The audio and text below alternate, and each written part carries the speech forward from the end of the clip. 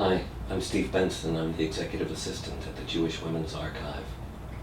Irena Sendler saved 2,500 Jewish children from the Nazis. And 50 years later, 4 children revealed her story to the world. On October 20th, 1943, Irena Sendler threw a piece of paper out her bedroom window. On that piece of paper were written the names, the true identities, the parents of Jewish children who had escaped from the Warsaw Ghetto due to her work. Coming up the stairs were Nazi soldiers to arrest her for what she had done. What had she done?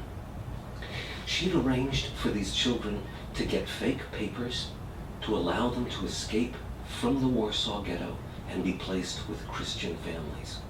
Some of the children she smuggled out in body bags. Others she had enter a church through one door on the Warsaw Ghetto side and exit through another door into freedom with new papers, new identities, and new homes. She had written down carefully the names, the true identities of these children, and put them in a jar buried in her backyard.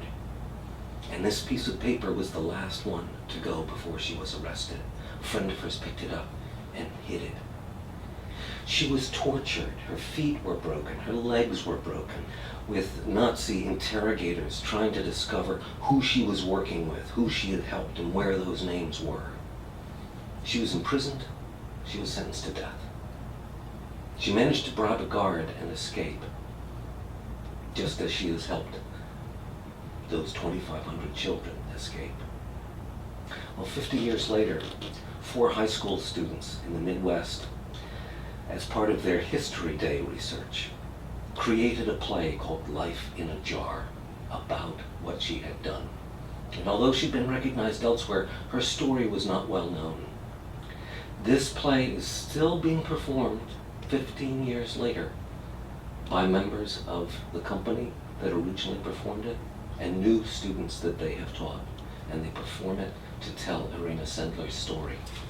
Irena Sendler said, "I could have done more. This regret will follow me to my death.